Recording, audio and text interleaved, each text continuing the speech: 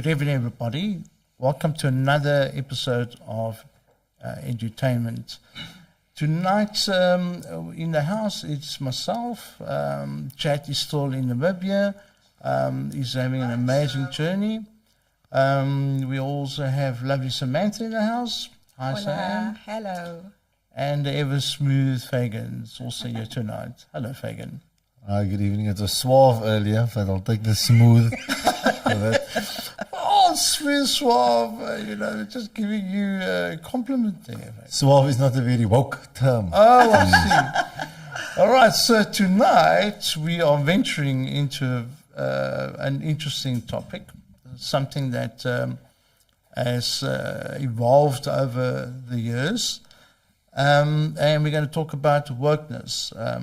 And I want to start by saying that when we have these kind of discussions, and this is a safe space for all of us, when we have these kind of discussions, what is key is that we are tolerant on different points of view. So I don't believe there's a right or wrong answer in terms of the topics that we're going to be discussing tonight. And I think that is important that we understand that there are differences of opinion. And again, that we have to be tolerant of such opinions. Now, Sam, I'm going to throw you in the deep end, kicking off. And can you give us a definition of wokeness? Okay, I'm going to give the broader definition. And to be woke, or referred to as woke, or the term woke globally, really refers to being aware and awareness of social injustices, specifically with regards to racism, gender, and religion. So it's a keen awareness, being fully cognizant and up to date with what is happening in terms of social injustices and inequalities in those spheres of society. Well, I'm going to go straight into the subject matter. And I recently watched a clip where BBC has adopted a policy that there are over 100 genders. Okay, so now when I listen to it, and I've got an understanding, and obviously I'm tolerant in that regard because my niece is transgender. She's a trans woman, so I've got understanding firsthand of what my niece has had to go through, and acceptance, and all the strife that she had to endure because of her being transgender. And so, but when I heard about the 100 genders, I must say that I consider myself to be not completely woke, but awake or aware. Let's just say that. But I was floored. 100 genders. I don't know. What are some of the examples? So we know the normal ones. That what is normal, I suppose. And the ones that we know. But even there's one that's called that a person is a cake. And apparently that if you're in that gender, it means that you got a very warm and loving disposition. Okay, so I didn't know the necessity of taking a character trait of an individual and converting that into a gender. That to me is foreign, because if you take that stance, like the four of us here. Oh, and I forgot to mention Nantor. Hello, Nantor, the person behind the mic. The most important person. The man himself. The most important person. Sorry, Nantor. I apologize. Okay. So the four of us, we obviously are different in disposition. So I could say that and I'm treating very lightly that I could be the Romero gender and you the Sam gender and you Fagan gender. So there could be as many genders as there is a population in the world. So am I being naive in making that statement, or am I just completely ignorant as to what it's all about? You're not being very woke. Well, I told you. Maybe I am very woke. I don't know. I'm here for the acceptance, and I suppose it just be get with the times.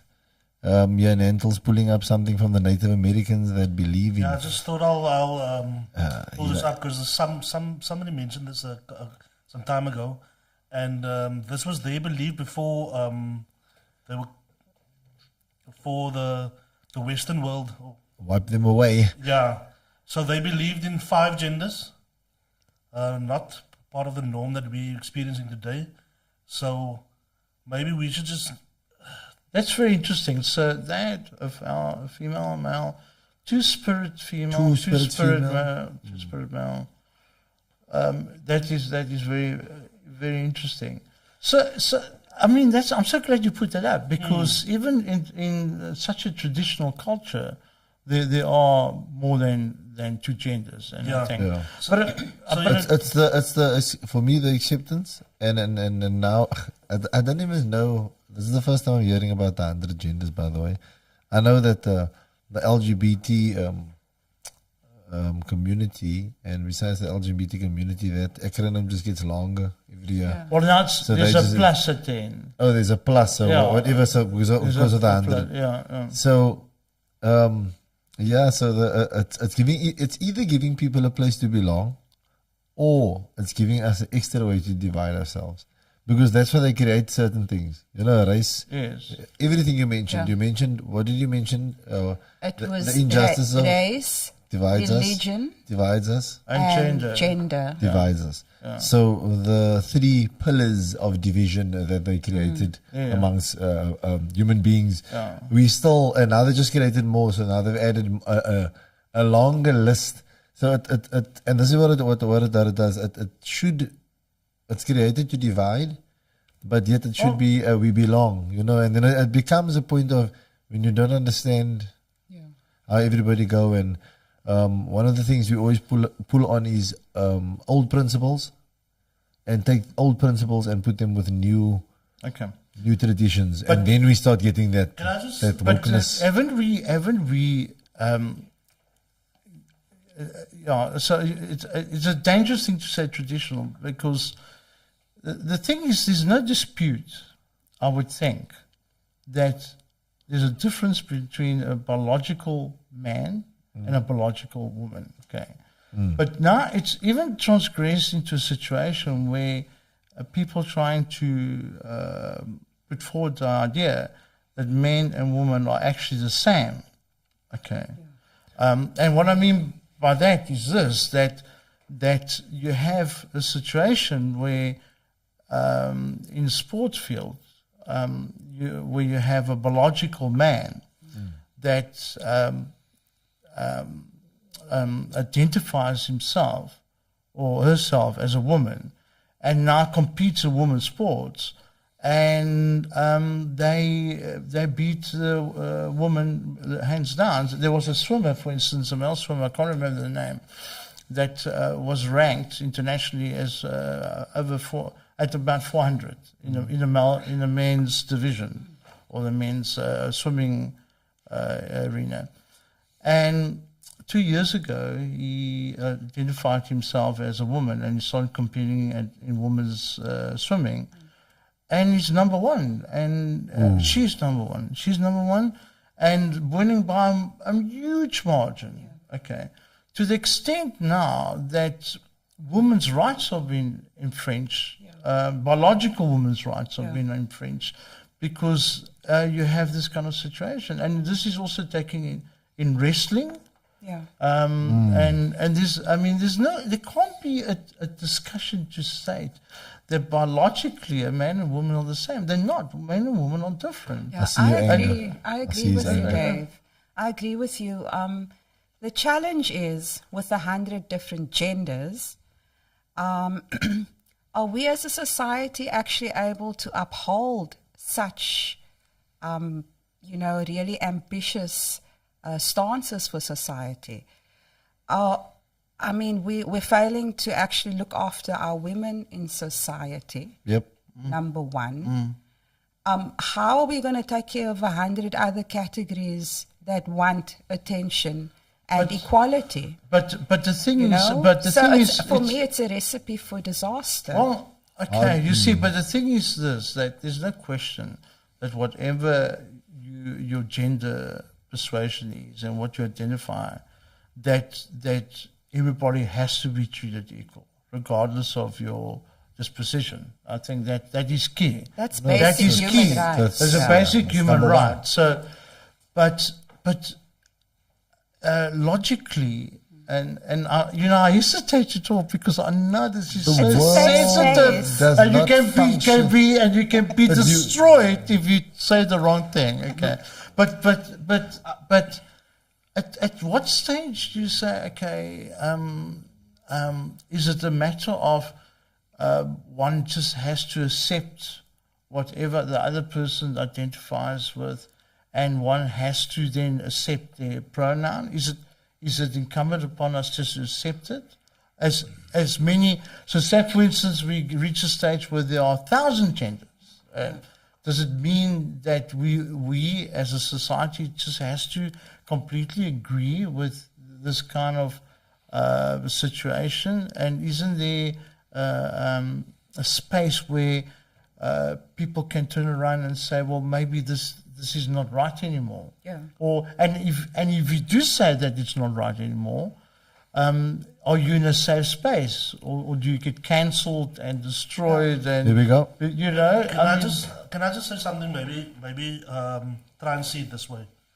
You know that we are living actually in somebody else's imagination.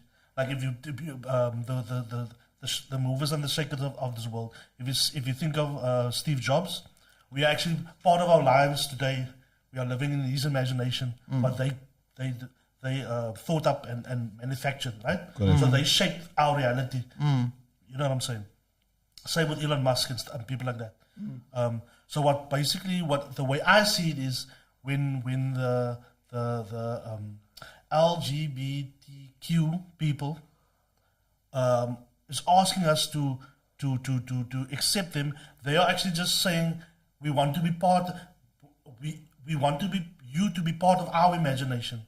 Yes. If it makes sense. Yes. Because you get what I'm saying? Yes. Be part of their reality. Yes. Because to them that is a reality. And I don't know about the 100 genders, but I know about the LB. I'll keep them. The ones that we. So if you imagine it that way, then it shouldn't be such a sticky subject. But I do get where you're coming from when it comes to the sports. Because if you're male, the testosterone goes through your body for the rest of your since you're a teenager, right? So your muscles grow different than a female. So you structure different. So when you change, you're not leaving that behind. You exactly. You know what I'm saying? Yeah. But here's my question to you guys. Everybody understands that, right? That part. But what if you like Caster Semenya, where she's not a male, but yet she has more testosterone? Is that an advantage? Or unfair advantage? It's definitely an advantage. But is it the unfair advantage though? Or should we create maybe another category for people that where it's fair, where it's more fair. You know what I'm saying? So they're talking about the possibility of having in sports male, female, and transgender. Yeah. Okay. As a category. To be fair, because even John McEnroe got into the fray. He brought out a book and he actually stated that Serena Williams, which is the top female tennis player, he was asked who does he think the greatest player of player of all time it is. And he said, well, as a woman player, it would be Serena Williams.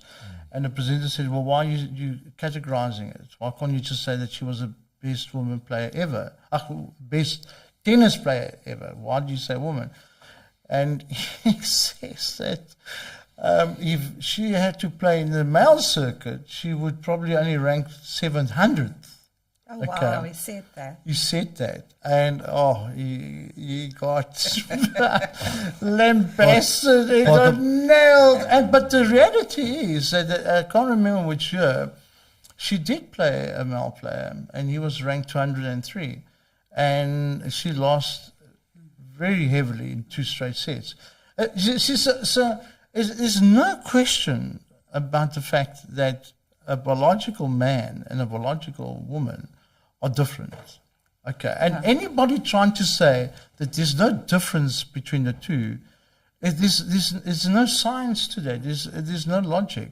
Better but different.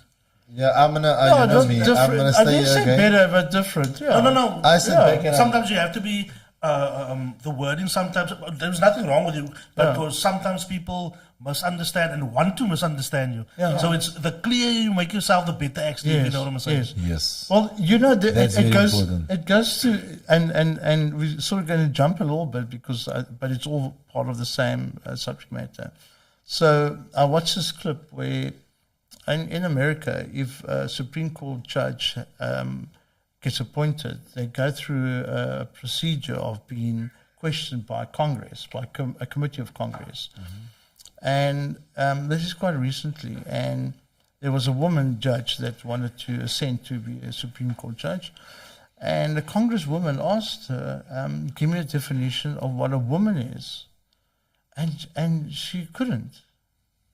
She couldn't actually define what a woman is. And I watched this in total disbelief. How have we reached the point where people are nervous to actually define what a woman is? And I watched other clips. I couldn't believe that she wasn't prepared. A judge wasn't prepared to actually categorize what a woman is.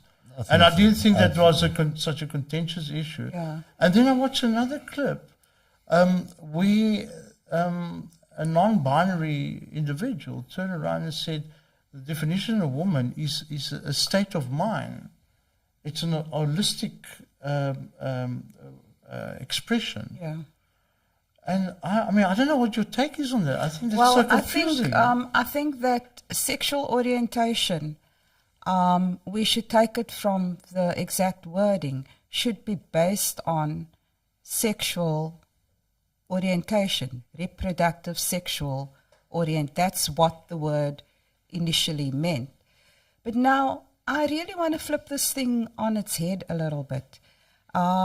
Just for the record, I have absolute love and appreciation for any minority that needs to be heard.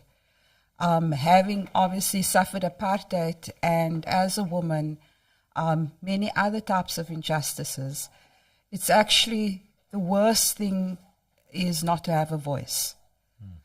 So I think we need to respect the fact that these groups have come out and have been brave enough to say, okay, let's rally together and let's be heard. But why would a judge not want to commit openly to what is so obvious? I just said it.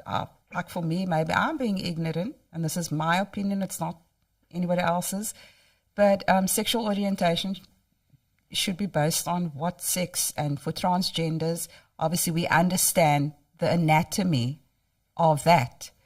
But coming back to why, I'm sorry, it's plain bullying in most cases. When you take the situation and you flip it around and you look at almost the deeper underlying issues, and the trauma that most of these minorities have been through the course of their lives and continue to go through. Yes, there is a cry, there's a need, but I think that need should be attached to the basic human right and basic human needs and freedom for religion and sexuality and all of that. and not necessarily subcategorized and even more of a burden put on the social framework of society and the social development. For us, it's social development. They take care of, sort of those aspects of society and education and all of that. So it's not necessarily that we should be subgrouping and cutting it up a little bit more so that there are now, 50 or 100 different gender identities or genders. We should be looking at why the cry and the need to be heard. And that can be addressed in many different ways. I mean, legislation is really enforcing on the masses a specific law or opinion or culture. And for whether it's LGBTQ groups, whether it's religious groups, or whether it's, racial groups. I know of Black Lives Matter in America. South Africa's got their own scene going. We as the majority of society, because these are minority groups. This is not the norm in society that we are speaking for and advocating for. It is a minority. And we should actually be addressing it from that perspective and looking at how else can this be addressed with, existing kind of rights in place. And where it doesn't accommodate for that specific person's identity or what they identify with, it should be dealt with on a case-by-case basis. And I have the prerogative as a member of society as well not to agree with what it is that you're feeling or thinking. But that's the point. Otherwise, it's just bullying. That's the Otherwise, point. it's the kid on the school ground that got bullied, grew up, and became a bully. There we go. That's where I come in. The kid on the school ground. You can talk about all this adult issues all you want, but at the end of the day, it boils down to the core is still the child. That's why this is called the Edutainment Podcast, because we talk about education, inform and educate. And you can speak about all these issues. Tomorrow morning, I go stand in front of a 13, 14, as I have been for the past years. That's my calling. Yeah. So you can be speaking about these issues. Tell me how I explain it to the 13, 14, 15-year-old tomorrow. How do I make them not feel like they're not involved in society? You're speaking about bullying. How am I not the bully in front? If I am enforcing, if I stand in front like you were just standing now and saying, how can they be at, and one of those kids in there sitting like, I'm actually a kid. Because they went through it last night, because that's what they see. That's what being woke is about. It's about also understanding that they understand what we're speaking about. Yes. That nothing is left under the covers nowadays. I was telling Nantel this book from Zig Ziglar about raising positive children in a negative world. This was written 10 years after the TV was released. Wow. So he's talking about keeping the TV and practicing and keeping the TV away from the children. And now today, Come on, please, man, Zig. We love you, Zig Ziglar, but you know what I mean? He wasn't even thinking about the internet. So I hear you. But for me, I sit back and I listen, because I go, I'm busy with budding. I'm busy with the bud, with the seed. Yeah. The people that are getting fed this now are those that haven't belonged for a very long time, and now they're finding a minority group to belong into. Because remember, these things are new. I always say this is new. LGBTQ, this is new. This is 10 years old, maybe 20 years old. Older, 20. Okay, and we know being let's say the gay and lesbian community is maybe the 60s, the 50s. So before that, everybody was in hiding. Well, according to Nantel's info, it was way back with the Indians. Well, I'm just saying about those communities is these minority groups will always find a place to belong, and society will always create places for people to belong.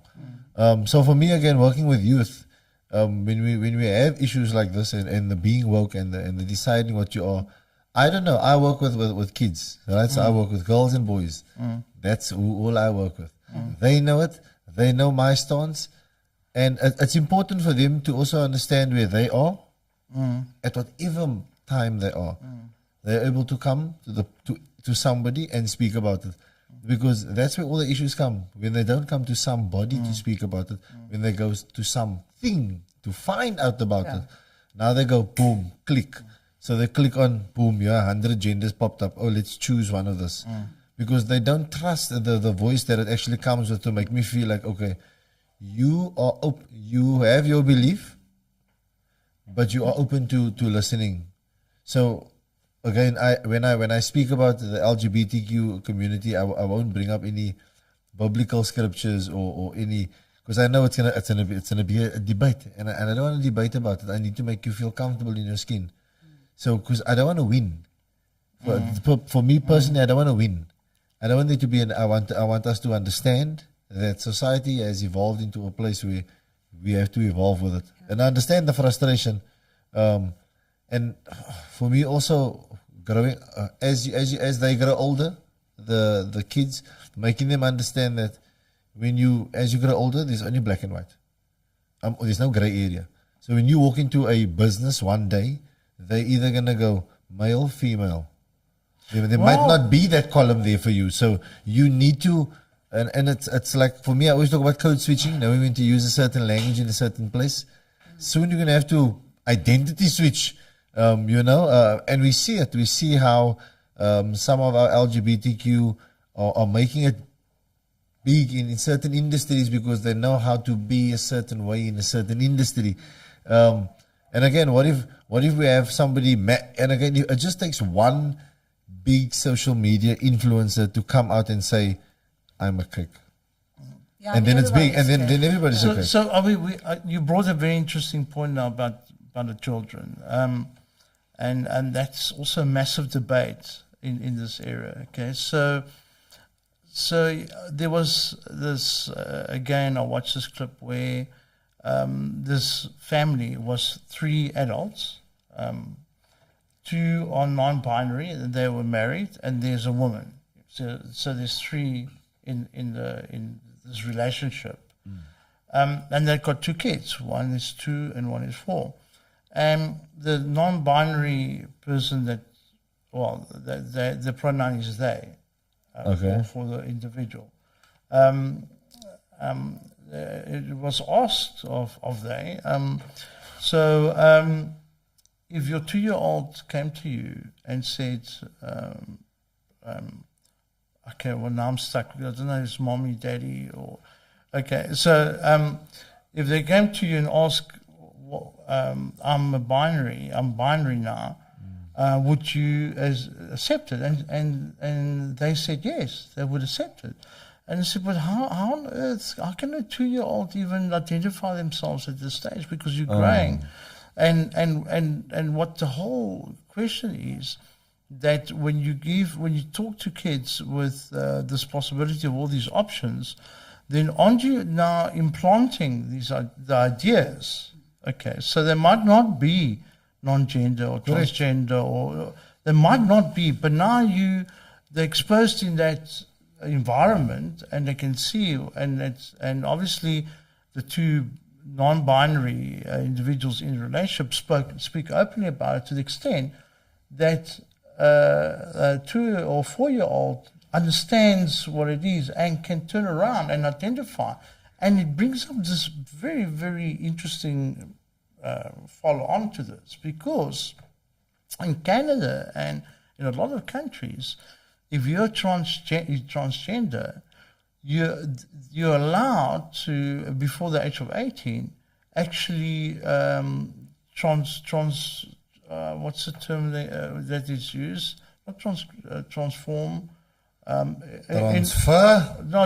In other words, actually physically change your transition into transition. Sorry, that's thank you, Sam. Transition. No, it's a transition. But there's I think it's in Canada. I think that like a 12-year-old or even an 11-year-old can actually make that decision. Yeah, can make that decision. I just pulled up.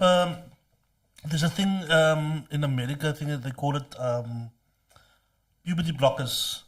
Yes. It's got some people going crazy because they say the child isn't. You can't make up a decision when it's so young. Yes. So basically, if they use the say the guy is a male, but he doesn't feel like he's a male. Now he's suppressing his hormones to grow. Yes. And say when he's 20, he felt like he made a mistake. It's irreversible. Yes. You know what I'm saying?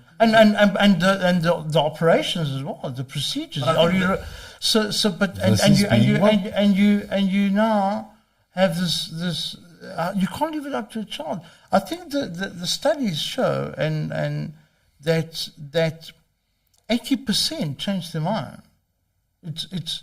So it's not. I mean, I know my niece, I can identify because my niece, I know she's strapped in a man's body. I mean, there's no question, there's no doubt in my mind that is the case, and that was from the age of 4. Yeah. So I know this, but how many are there that maybe are not convinced, and because they feel they identify themselves differently. And there could be external pressures as well. And then you change it, you make these changes that are permanent, and then when they grow older, they think, oh, wow, I made a mistake, and then it's irreversible.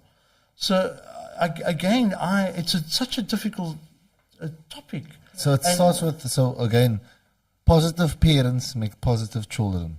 Done. If any parent has a positive outlook on their child, the child will have a positive outlook. So, if parents portray that onto a child, that it starts again. The first thing you learn is imitation. You learn from your parents. No matter who it is, if it's a child that was thrown away or whatever, you learn from your immediate environment as a parent. So, next thing is sound. There's only 2 things that a newborn child is scared of, is light and falling. So light comes with sound, right? So everything the child hears is very important. So again, if you're growing up in a community where, in a household, and again, there's many studies about parents who are transgender, the child is going to turn out that way. Or is that okay? Whoa, this is quite statement you just made. Self-talk. I can't give you percentages or so forth, but I'm giving you the principle of parenting, and just being and a principle of parenting. You can't tell anybody how to parent. I can't tell anybody, but I'm around children all the time, right? So I see how my voice becomes theirs. And this is not a study. I'm not going to pull up stats. I'm going to tell you what I do, because I'm with children a whole day. I'm not with adults that I see and then give them an instruction for them to do, and they have to follow it. I'm with children, so I see how my voice become their voice. I see how my actions become their actions. I see how my mindfulness become their mindfulness. I see how my transitions become their transitions. They take on everything I take on, and they don't see it because they're children, and that is what it is. So I don't think that's fair to compare that to somebody that is, because take it from me, I've my best buddy is gay, and I could see it since very young. But I really don't think that's imitation, and I don't think it's fair to say that's part of imitation, because there was nobody that his father was the man. Okay. The car was the most manliest man you can. You know what I'm saying? We're gonna go for you only speaking about the immediate environment. So the next environment, who do you spend most of the time with from the age of 7 till 18? Who do you spend most of your time with? School. So again, I didn't finish with the environment. Sorry. So remember, the environment, it goes your immediate environment, you imitate, and then your next environment is who you spend hours with. Again, I'm going to say it every week on the Edutainment Podcast. My gripe is always with teachers. You don't understand your impact on the child. But you're saying that the environment invokes the gender. No, this is what or has an influence on the gender. That's the problem. And I don't think that is true. I think that again, it's something that's born in them. It's yes. So again, I'm using the example of, remember, there's many different types of, when we're speaking about the LGBT community. We're not only speaking about those that are transgendered. I'm speaking about The many types in the correct. So many different ways in the community that they find out. Yes. Predominantly, a lot of them find out during their school career. Right, where they are, because that's the most time with contact with the different genders that we know, boys and girls, and that's where the time they get to find out, because that's the most time of point of contact, right? So, why am I saying this is important, and what am I getting to? Is that the education of it is important, because then you also get the I belong again. Okay. So let me ask you a question as an educator. As an educator, yes. That's where I got to. As an educator, yes, sir. Okay. And I've seen you in action. I mean, you're an awesome teacher. Okay. If any of your amazing kids come up to you and say, you know, I would like to discuss about being non-binary or bisexual or any of the genders, and they approach you because they look up to you, what would you say? So firstly, this will be a nice private discussion, and then I love to explain. Let's go simple. Let's go a SWOT analysis on the specific thing where you are now, and because you have to take it down to where they are. That's what I always find, and get the most out of them. Quality of your life, quality of the questions you ask. So asking them the right questions. So why do you think this thing? Okay. Where did you get the information from? So and we have to dissect deep into it, like where did you get the information from? Who is telling you this? Why do you feel that way? How does it make you feel? Now, what is very important for them to understand at a young age is, and I'm going to say this is every week, we are all free to make the choices. Okay. But you are not free of the consequence of your choice. Okay. So if you make that choice right now, young lady or young man, let's go for the consequences. Okay. So if you're going to come out now and go, boof, I'm binary, there's going to be some ridicule because your friends around you don't understand what it is. Right? Do you want to come out that way? Then you're going to have to accept the consequences, because the world itself, we all have different opinions about it. Me, you're sir, the person you're coming to, me, you know me. I accept, I understand, I'm going to go with whatever you want, because this is about you. You must live your life. I don't want you to live about anything that comes out of my mouth. I'm here as a guide. Yes. Your destination is already set out for you. So everything that's on here, if it is that, then let it be that, but let you understand what comes with it. And that's why education is very important. And how you educate someone, because again, we all go, I like to say, like the children always come to me, say, watch this, Fagan. And then I said, okay, now let's watch it together. Well, so very important. It's a very good point you're making about the consequences, right? But I think we as the majority, right, that's not part of that group, of the minority, we can change that consequences for them. Yes. We can change. By accepting. We can by accepting and tolerant. A tolerance. That's the way you started that's more tolerant. And I think I feel sometimes society or the way things are going, especially the American alt left, right? They are taking it too far. But I can understand why it is going that way, because for years, still today, in South Africa, Cape Town, they're being murdered. Like lesbians are being raped, corrective rape. Particularly in Africa. You know, and it's ridiculous, man. It's like, dude, I would like to ask a guy, just a male, the guys that do that, explain to me, why are you straight? Why do you like females? You won't be able to, because that's part of you. And you know what I'm saying? So how can you explain to the next person why you like something why else? You like that? And you know what I'm saying? I think I want to come back to what Fagan was saying about environment and the influence of environment in terms of sexuality. And environment is very important. And there is so much that a young child is exposed to. There's school, there's the home life. Some kids don't have a home life. We need to remember that. They don't have access to internet and information about being woke. So environment does play a role. But I think with everything your child collects out there, the parent space is where things should get filtered and directed, and the heart needs to be taught tolerance. Because as people, we are not naturally tolerant. We are for ourselves, you know. So I think very important, but does same-sex couples mean that the child is going to be gay, or that the child is going to have a different preference rather than, you know, plain male or female? I don't know. No, I don't think we have enough data on that to say that, you know. You've raised we all talk about tolerance. I don't like to tolerate. I like to accept, but you must tolerate. But no, but it's not, talk about tolerance. You must. Yeah, you have to talk. Well, the tolerance of different points of view. Now I'm going to throw another curvy here.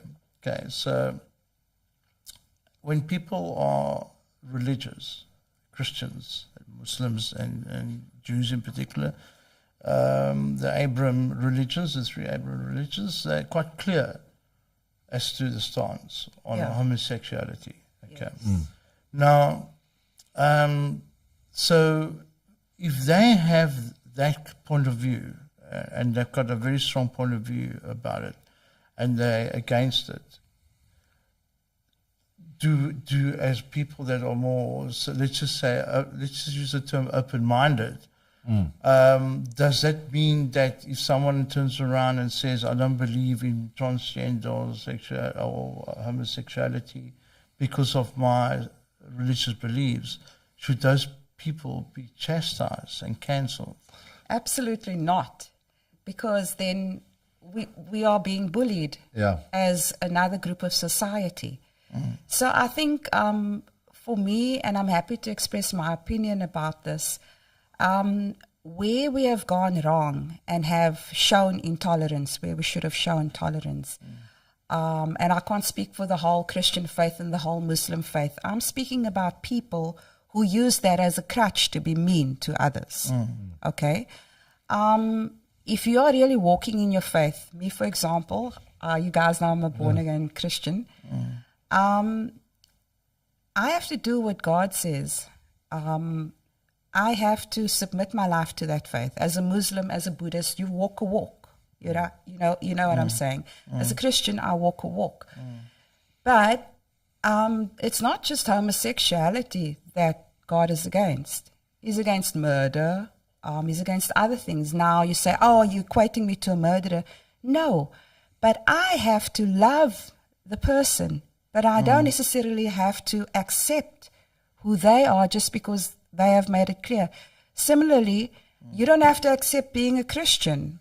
You know what I'm saying? So we really need to be very mature as a society in terms of how we impose our beliefs and systems onto others. And if we want to go as far as, oh, but Sam must accept me, because I'm, a lesbian or transgender, what is that going to impact your life that I accept you? Perhaps it will impact the workplace, it will impact, sports and those kind of areas. But me as a person in a democratic society, I don't have to accept anything that you personally believe. Or practice. Absolutely. I don't. No, you don't have, but and the thing is this, that what is happening more and more, and Antal touched on this, that you have a radical element that if you do not agree with their point of view, what they do is they actually shut you out, don't give you an opportunity to express your opinion. And actually, that's abusive. They become abusive kind of situation, and it's happening more and more prevalent.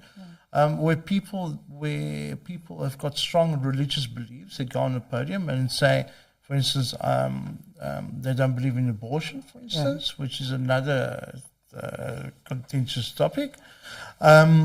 And they get shut out. Completely. Shut out. Completely. And that is where I talk again of being tolerant. That if you've got a different point of view, that doesn't mean you shut the other person out. But as a devout Christian though, and you don't believe in homosexuality and abortion.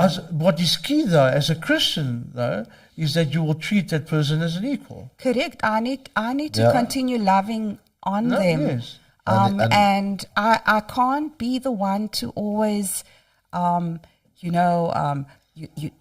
gay, this and that. The person has made their choices, So that actually just touching on Africa as well and religious beliefs. Is it Kenya? They've got quite a strong anti-gay culture, and it's been implemented in terms of their law as well. You can actually be legally prosecuted for being gay. Now, my question is, are they not woke in their own right and confident in their own identity and what is happening in their space? And according to the world, no, I'm just putting it out there. I'm not saying they are. And also the agenda is now going to UN about this kind of forced implementation and acceptance of, gender categories. So my question is that not just maybe a run up? Because, once it's been UN'd, it needs to be implemented. Is that not just a way of bullying countries like Kenya into accepting this agenda? I think that, my personal view, if you legislate, I'm on the acceptance version. The legislation is definitely bullying tactics. Yeah. Cancelling people, cancel culture is bullying tactics. Stays the same. Yeah. I did. So my first year at CEDA, I escorted one of the gay students to the matric ball. So my first year teaching, 2016. Yeah, it was my first year teaching. So I was always considered myself a very manly man. Yeah. Oh man, I don't like gays. And my mom with them and my daddy them used to love taking me to parties with the gays or the morphies as they called them in Hannibal Park. And but I love them. We love them. We love dancing around with them. It was potent. But there was just something like my dad always say, relax. You're not going to be like that one day. Yeah. Anyway, as growing up, I always considered myself the manly man. Never, if I'm around anybody that's gay, I'm very, very weary. But then 20s, and even I played soccer all the time. So how dare anybody in this cloakroom ever come out and say they're gay? That's just the aura that any football cloakroom has. I'm sure they're only coming out now, like 2020. Somebody came out like recently because football's most a man's game. Macho. It was us. So yeah. Anyway, 2016. The divers. Anyway, 2016, going into school, and I think definitely teaching children. That's where I found my purpose, and that's where I see my impact. And that's where it gave my flip. The boy was the top student at the school. He was matric. He used to knock on the door every day. Hi, good morning, afternoon, sir. But so well spoken, well articulate. And what stuck with me and what gave me the flip. And then it was like, no man, I'm gonna give you some affinity and some, and I'm so now, how Chad, how you Chad? I'll never forget. And it was because I saw how much he was ridiculed, man. And I saw how outcasted he was, and I saw all his potential, and I'm like, this kids, and you can ask any of my kids, they know I don't lie. It's too much admin. I always do tell them, how do you not see the potential in the person because you look at how the person acts, so to say. Acts, dresses, just how they are. But I was actually talking to myself. The more I was telling the kids this, I was convincing myself this. End of the year, I thought that he said, sir, please go with me to the matric ball. I thought, let's just flip it up. I'm going to go with you to the matric ball. Myself and Kim escorted into the matric ball. It was a big hoo-ha. But why was it a big hoo-ha? Because I escorted a boy to the matric ball. Okay. And everybody was like, yo. Okay. And really, it just shows you still at 2016. It was like obviously like, yo. And then the year after that, I would take one of the kids that needed help or a car or something and escort them. But the first year, I took one of the boys. And he was openly gay. Openly gay boy. When he went to university, he was even more openly gay. But that for me was not a kind of That was for me just understanding and opening at me that for kids themselves, it's a very, the product I work with or my client it's very fragile. And the most important thing is the information you share and how you bring it to them. Because already when I met him, he was already, you know what I mean? So what more can I tell him? Do I go, you shouldn't be this way. This is not the way of the world. Or do I go, well, you've already accepted the world. This is the way that you're actually the top student on the school. What else can I tell you? You're not actually doing anything wrong. You know, you're actually doing a lot right. And again, this is where beliefs come in. So with my beliefs is that I understand that in the biblical text, in all the religious texts, it's wrong. But I also understand people. Like I'm in the business. I always tell people this. Football, I love being in football because football is the business of people. I love being in education because it's the business of people. I'm not in religion. I'm not in business or selling a product. I'm in the business of people. And people, unfortunately, love their different denominations, love their different settings. You put them in different columns. Again, I think back to dividing rather than unifying. Again, back to that, And I think just, just the whole space of this wokeness amongst younger kids, amongst teenagers, amongst adults. And then there's the wokeness regarding race and racialism. I mean, I know we've primarily spoken about the sexuality and that aspect of wokeness. But I mean, let's bring it home to South Africa. Let's bring it home to like our experiences here. How do you think we've fared in terms of being woke, truly woke, having understood that the definition is being aware of injustices in society pertaining to race. Are we truly woke as a South African society?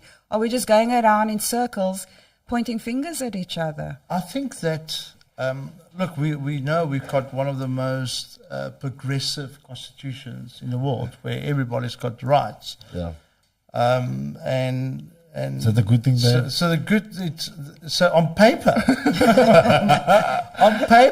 we are sweet. On paper we cool, but you hear a lot of stories, in particular in townships where lesbians have been attacked, and it's still prevalent in our society, which is such a shame. True. It's such a shame. And so I want to just unpack one little thing about on the education side. We've got sex education in our schools. Now in America, they want to implement a policy where preschoolers are going to be aware of the different type of genders. Okay. And now this is now 6 years and below, and actually taught that this is part of society. And now there's a massive uproar in America, in the Midwest. Too soon. Too soon. And this is what I want to ask you guys. I mean, I'm just thinking about my kids when they were at preschool. Preschoolers, they want to play, they want to enjoy, they don't want to be kids, they want to, they're just starting out. Should they be exposed to this kind of literature, which is they've been given books and this kind of explanations on the preschool level? Do you think that's a good idea? Absolutely. Me, a personal idea, I run a schooling facility. I work with kids. I don't think it's a good idea. And also the parents, I think it's important for the parents to take on that role. The birds and the bees. I'm sure you've explained that a couple of times, Dave. So I think that is very important left for the parent, because when it's brought to the educator's attention, it should be made aware to the parent. Because you would find a child speaking certain things, and at different stages in their life. Yeah, and then you go, and if it's a child, let's go for that age. And if a child's coming into an entity, I don't work with that age group, but I mean, if it's a child coming into an entity at that age and already giving little sexual jargon or connotations or utterances or making remarks, so then you also need to consider, right, what is being spoken about at home. Again, imitation. So, but as an even older, I always tell the kids this: I'm not the stand around the fire and make sexual remarks person. That's not my type of jokes. I don't find that funny. All the guys are there. It's not my thing. So I don't encourage that to the boys. Even when they just give like a then I already go, well, that's not funny to me, my boy. Don't. So I attack immediately. So again, that's just different people do different types of things. So again, just coming back, I fully disagree. That is just a way of, like you saying, because for me, I go boy girl. Yes, that's what I encourage. At least that age, do you want to bring that dynamic into a 6-year-old's? I think there is enough available for the child in terms of information. Obviously, we're assuming parents are controlling what they're watching and so on. But during the course of their young lives, they are going to be exposed enough. One does not need to legislate certain things that are... that's why I really think that there is a bigger agenda going on. Definitely. Specifically with both the Black Lives Matter and the LGBTQ. And I mean, this has been all over. There's a lot of theories out there. So what I'm thinking or saying is not new. Correct. But definitely one can see that there is a global agenda. Also things that are being implemented in stages. Even the UNICEF and the agendas that's being tabled on global platforms specifically about gender. Really, there is a big movement happening, and I don't think the world, just as I don't think the world are aware of movements like this. The veil. Can I just say something? I'm trying to articulate, I'm not sure this is what you mean, I hear you. but this is what I think is happening. I think that, like you say, the Black Lives Matter and the LGBTQ movement has been hijacked by the powers that be to... It's a political movement now. It's not. It's correct. Let me. It's a controlling movement. Yeah, but mechanism. They're not gonna silence us because we have freedom of speech, right? Yes. It's gonna come to a point where they don't silence us. We're gonna silence ourselves. But that's been. But hang on. But this freedom of speech situation now. There's a law that was passed in Canada that says that if you do not respect the people's pronouns, you can be prosecuted. Okay. Now, how can you legislate? Now, this is where we are bordering on a very dangerous area, where governments are actually putting laws into place on what you allow, what you have to say. So it's no longer hate speech. It's the government saying to you that you will use the pronoun, and if you don't use the proper pronoun, that you can be prosecuted. Okay. So it's the first time ever that a government is actually doing this kind of thing. Because there's hate speech laws. There are laws that says what you cannot say. In our country in particular, there are laws that says you cannot say certain things. Okay? That was considered hate speech. But there's a government that says that you will respect and honor the pronoun. So if a non-binary person addresses you and they insist that you use the pronoun as they, and you refuse to use a pronoun as they can lay a charge against you. But that's like getting upset with me for not calling you Dave. But exactly. So, but this is where it's becoming a situation where don't call me by my slave name. Yeah, it's because I mean, where do you stop with this? So say, for instance, if I'm now. I'm going to be very ridiculous, and I'm probably going to be chastised, which I don't care. But if I identify myself as a Martian, and my pronoun is it, and if you don't call me, you don't refer me as it, as a Martian, then I can take offence and take legal action, and I can lay a charge against you for hate speech. How is it? You know, it just becomes you're dividing people. It causes division. You can't. You're actually reaching a point where free speech is becoming infringed upon. They even now people say something else. But people say, but you also have to take in consideration other people's feelings. Of course, you have to. And you have to, again, you come back to tolerance. But to what level? Yeah. Haven't I also got freedom of speech? Yeah. So shouldn't I have the freedom, and this is not my stance, this is not my personal stance, but shouldn't I have the freedom that if I choose not to use your pronoun, that's okay?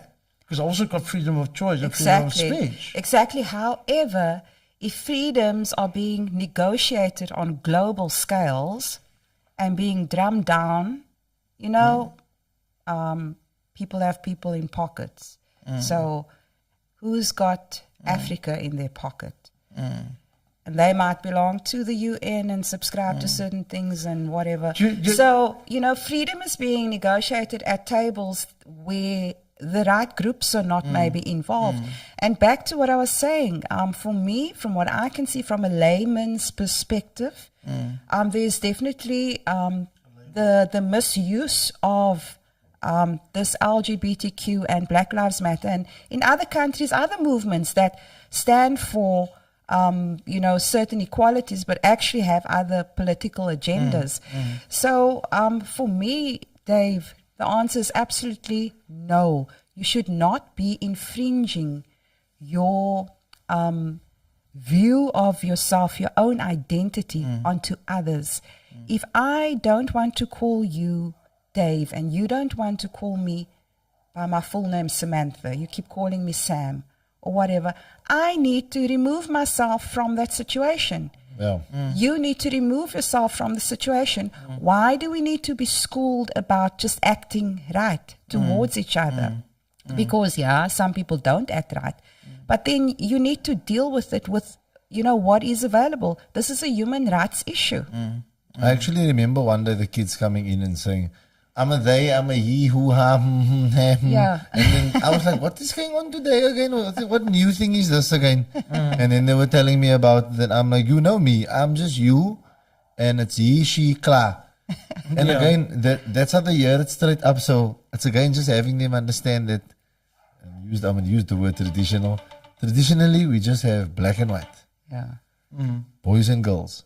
And that's just going to make it easier for you to connect with the world. But that's not the reality, you see. So that's not the reality anymore. It's not the reality, but I always explain to them the reality to be future-proof. Yeah. To be future-proof. Stick to the two. That two will always win.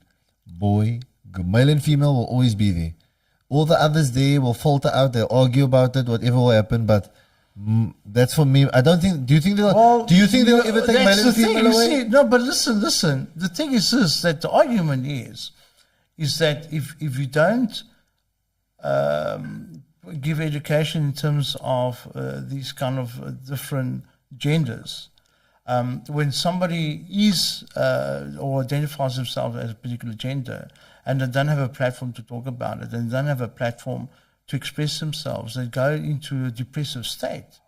And that has a dramatic impact in their lives. So one has to find, I think the term balance is key here. We have to find some kind of balance that we say, look, 100 genders seems a bit strange. Do you think we can? So I don't know. I'm putting it out there. Maybe we should find some middle ground. But I don't think that we can't.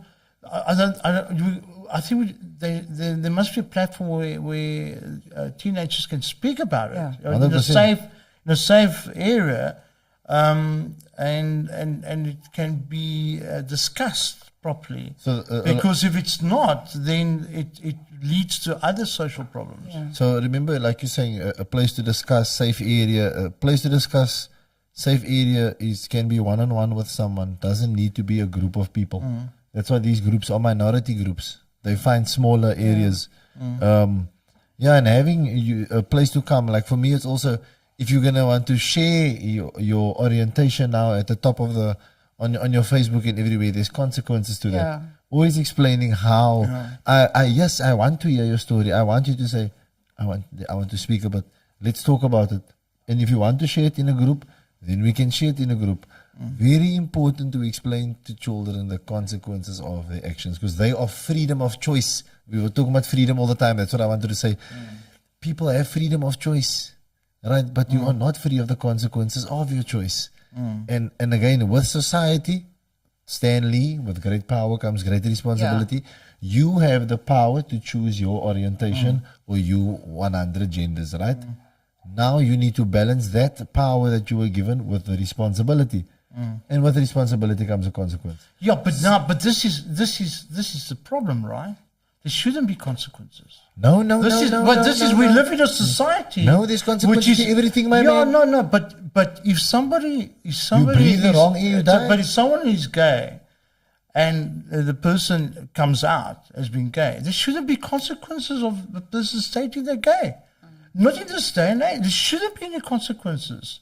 And it's not a situation where, in particular in the gay community and the transgender community, that it's not that they just wake up one day and they say, well, I'm somewhere gay. It's something that's inside them from a very young age, and it's the suppression of that, the gender or the suppression of what they are. It causes a massive emotional upheaval. So I understand that you're right. But there are consequences, but there should be consequences. And people should say, listen, this is how I am. And we should embrace them regardless of our religious beliefs or our own personal beliefs. Okay, we don't have to agree, like you say, but we have to accept that is a situation. And if we don't accept, and we have a society, unfortunately, that there are still consequences. We have to change that. Yeah. We have to change the situation. That doesn't mean we have to accept 100 genders, but we have to accept the fact that we have teenagers and even younger than that are different. Let's say different. And they must have the freedom to come out and express the way they are and they feel without consequences. Now, we have to kill the consequences. So the consequences we can kill, but we have to make them aware of it. But again, making them also understand that, guess what? There is a place for you in society. Guess why? There's a place called Beefcakes. It's a place for gay and lesbian folk. They go there, they party, they're in their own space. They have a place like that. You go to different sections in Cape Town, will be called, that's a gay community. A friend of mine actually, he organizes safe spaces for gays and lesbians, for teenagers and older people. So he's becoming the guy that he needed when he was younger. So there is people, you know what I'm saying? The consequence also, there is nothing wrong. That's also one of the consequences, that there is nothing wrong. Yeah. But the consequence, because we have to make them aware, and that is why the education is so important. Not to say, look, there's nothing wrong. This is what you're going to face. I was thinking now, if you walk in the mall, you see so many openly gay men nowadays with the way they are. It's normal. I was thinking now that back in the day, it never used to be gay and lesbian. They used to be called cross-dressers. They don't use that term anymore, eh? Do you remember that? There's still cross-dressers. Yeah, those are what sort of drag queens. Yeah, but it evolved. No, the term. I remember that movie, To Wong Fu, with Wesley Snipes. Do you remember the movie? Anyway, because I was telling Kim, I was trying to think of my first encounter with gay. Like when I saw and that was it. I was watching that movie. And did that help you to become woke? Yeah, I was thinking. Wow, that was a very good point. Because I wasn't. Well, you're aware. I didn't want to ask my daddy. Him look at here, uncle. What's his name? He's, why is he wearing a dress? He's gonna have a shorts on. What's? Yeah. So I think that movie, and that's a very old movie of Wesley Snipes. And then I was like, okay, they're called cross dressers. Yeah. They mean that like to wear, and then that's how my evolution, so to say, because I was thinking about the topic myself. Your awakening happened. Yeah, But now I've got a question for you, Dave. Having discussed the multiplicities of being woke, do you think that our government is woke when it comes to racism, when it comes to specifically racism? I think our government is perpetually asleep. So, I mean, I don't think I don't think they're aware of anything that's going on in our country. The injustices in their society regarding racism. Think that our government lives in some kind of a parallel universe, which is completely out of touch with anything goes on. I mean, look at gender-based violence, what's going on, and it's just out of control. No, they've got no. That's a firm no. That's a firm no, and I don't think many in our government, in particular ministers, actually have read the Constitution. I think that if you're a minister of our country, and in fact, if you're a member of Parliament, that at the minimum, you should have a very strong comprehension about what our Constitution is all about. And it's clear that they don't, because if they had any comprehension of our Constitution, there wouldn't be the stuff that's going on here. Okay, all right, well, this is a different topic. I mean, it was just. I thought politics is taboo, but I think in this podcast that we have, anything is game. Okay, so it's the reason why I'm just trying to bring it back to South Africa and our kind of environment. Then there's the other side of woke. There's the side where the whole phrase has been misused. It's being thrown in for anything pertaining to a lack of understanding. Older people are being told by grandchildren, you're not woke, get woke. Woke is about fashion now. It's about... So the word itself, I think, is evolving. Or the association to the word is evolving. And there's, it's actually this very serious thing. But if you go onto social media and you really look at how people are applying this word, a lot of it has actually got nothing to do with the fundamental issues. So, I mean, I've been challenged about being woke because of my Christian faith. But I'd like to have it known that I've studied Buddhism, Islam. I've made it my business to know what other people are going through.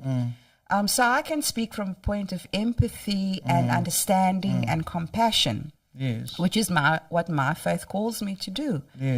So really, I think the word, the use of the word, the evolution of the phrase, the emancipation of the phrase has really been fascinating. And one of my questions, I think, I don't know if we've been given a sign yet, from Dave was... Okay. What made you, I think, the audience might not know, but we collectively decide on topics and so on. But we went with Dave's choice today. And what actually urged you to come to this discussion? So I spend about an hour a day to find out what's topical and what's going on in the world. And there's a clear inclination where there's a growing group of people that are very angry and very angry with life and with the world, etc.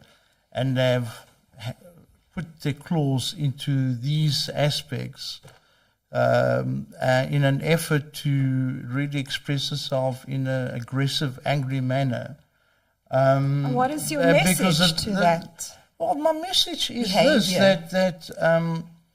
that the extreme left, where they're destroying property and they have a close culture and completely intolerant to other people's views because they feel that by allowing those views to be manifested in a way is depriving people's rights. is completely skewed because it's only depriving a certain amount of people's rights and infringing other people's rights. So and it's something that needs to be spoken because unfortunately what's happening more and more, and I'm experiencing this ongoing because I'm quite vocal on social media about what I believe, and I put it out there, and I do get lambasted and chastised, which is fine because it's part of freedom of speech, and we can all agree or disagree, etc. But I mean, if you don't do it in a do it in a nice way. You don't have to be, because now suddenly it gets name calling. Yeah. You reach a stage now.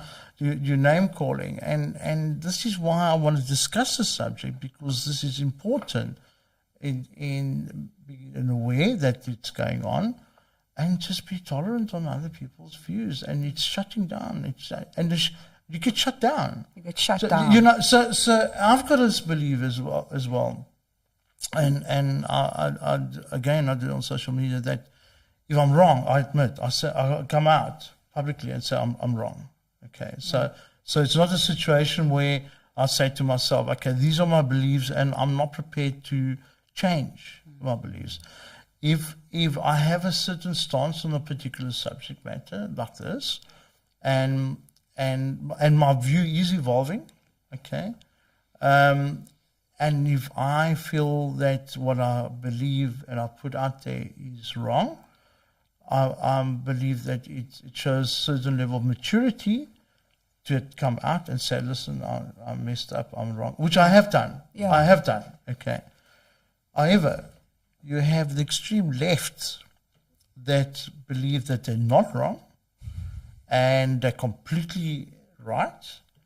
And if you disagree with them, they're going to go after you in a very aggressive manner, to the extent that it impacts your living, your life, your earning capacity, to the extent that a judge, as I said earlier, was interviewed by the U.S. What do you call it, House of, what do you call it now? It's just what's up my mind. Judicial Council. No, in America, man, the House Congress.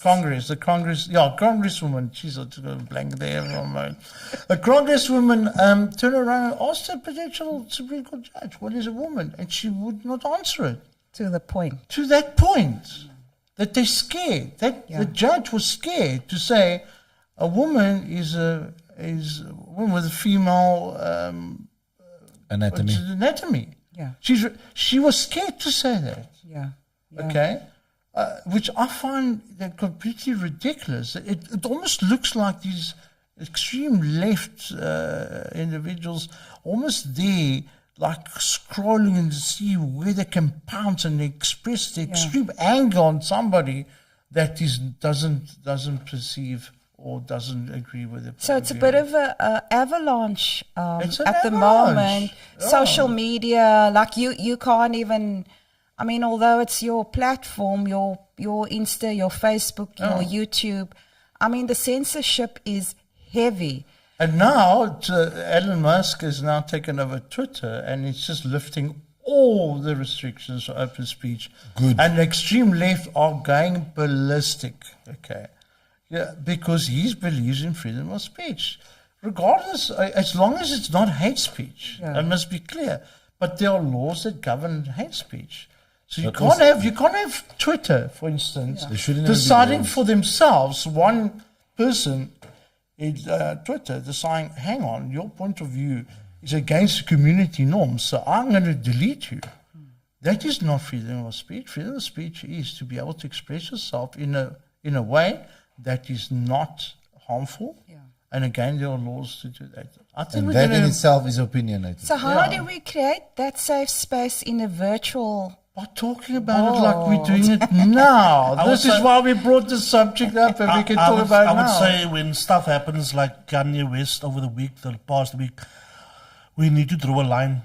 Yeah, it was anti-Semitic. You know what I'm saying? That is wrong, right? Yeah. But it's his opinion at the end of the day. But if a bank is going to say your money is no longer welcome, I think we as a society need to draw a line there and say this is not right. Because I don't know if you know the credit score, score that they're implementing in China, or they're thinking about implementing in China, where they if you don't behave a certain way, they deduct from your credit rating. You know what I'm saying? Yes. So if we're allowing stuff like this, where people stand up and voice his opinion like Kanye West did, and we're not saying anything, we are silencing ourselves. Because I remember back in the day, in the 90s, there was a group called Public Enemy.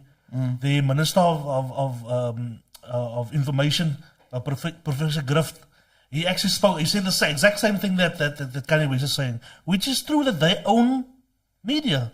I'm not going to mention anything.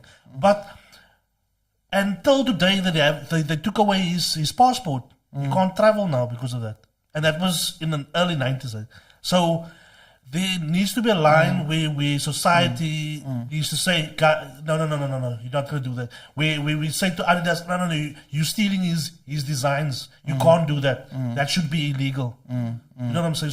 So so then it goes back. Sorry. I just again I listen and I go. You talking about Dr. Griff that tried to fight the powers that be in years back, and us, the four of us sitting here trying to fight the powers that be. We spoke when we started. We spoke. You know the movie The Matrix. It's not a movie. It's a documentary. People need to understand that. So how Neo? Oh wow! Now you've really got.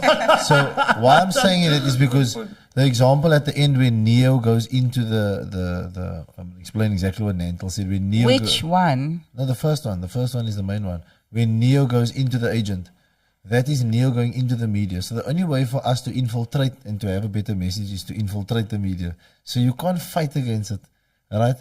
And why am I saying this is because again it's about the message. You have to keep on with the same message. I was talking to someone earlier today about this topic, and I said, I was thinking, if Jesus was alive now, would he go Kanye on the people? Would he go boop Twitter and? I don't think he'd have gone that way. This is just my opinion. I think he'd have came out. He's got his Facebook account. He's got his Facebook group. He's got his group of people there. He's not still gonna be here. He's not gonna attack the people. I got my message that I'm coming with. Here's my message. Look here. Leave me alone. Don't cancel me. Subscribe or don't. Here we go. And again, you were speaking about unsubscribe. So again, and you were speaking about carrying your cross daily. And our people always, and I always explain this, and people would laugh when I explain analogies like this. But it's important to think about it like this because John C. Maxwell has written many leadership principles, and everything comes out of the Bible. Again, I'm using Jesus as the principle here to explain something very simple of being woke. You want to be woke? How would he have been woke in this time? What would he have done? I'm not going to fight the forces that be. They have all the control of the media. Don't try to fight it. See how you can use it to spread your message. Because the message is what is important. And that's what gets construed between all this different platforms and different people saying different things. If we have a strong message and we stick with that strong message, and especially I believe the children are the future, treat them well and let them lead the way. If you give a good message, right, and you just stick to that, then you're becoming woke. Because again, if you can make the kids believe, and just after the kids, that warrior generation, then you woke. Because that's what they're trying to do. They're trying to just stick there. They're not worried about us. Older, 30 plus, they're not worried. We're done with you. We're done with you. We want that generation because they as much as us, they're worried about what's next. So what's next? Having 100 genders, having everybody confused. Yeah. Well, that's the thing. I think that in wrapping up,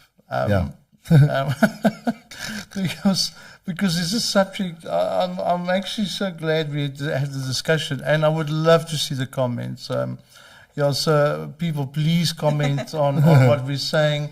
You did a survey, Nantel, and what was the result?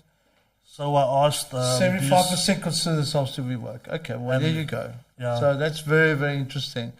And it will be interesting if it follows through to the actual interpretation of what woke is. So in wrapping, Yes. Say shout out to this guy. Oh, okay, great. Thank you, Gareth Hübner, for giving us a shout out. Thank you so much. Thank you. So, okay, wrapping it up, Sam, any final comments on the topic? I consider myself well woke. The question is, what happens now? You woke. And I think that is really where we need to focus our energy. Okay, Nigel? What was the question? Your final words on the subject matter. I think everybody should just be tolerant and don't think that because everybody's on your side that you can bully now. Because you know what I'm saying? Because like you're the first person to actually mention the alt left. I think commercial hip hop is so in their pockets. I think, and Black Lives Matter is also just in the pockets, and nobody's seeing it because they're only seeing. Sure. You know what I'm saying? And I'm gonna say something that not a lot of people's gonna like it. Even like Trump, he did some good, but the media was so against the guy. You know what I'm saying? So yeah, so just don't worry about what the majority is doing. Just be good. Have a good heart. You know what I'm saying? Yeah. Reagan? Prepare yourself for reality that doesn't yet exist. Okay, wow. That's very profound words. So, as a final comment, I think it was a very interesting discussion. Thank you, guys. And it's something that's obviously going to evolve. And it's something that if we don't understand, we have to have an open mind in being able to accept that sometimes we are wrong. Our point of view might be wrong, and we should be mature enough and big enough to admit it, first of all, and to embrace it. So on that note, I would wish everybody a good evening, and till next time, goodbye. Ciao, ciao. All right. Sweet.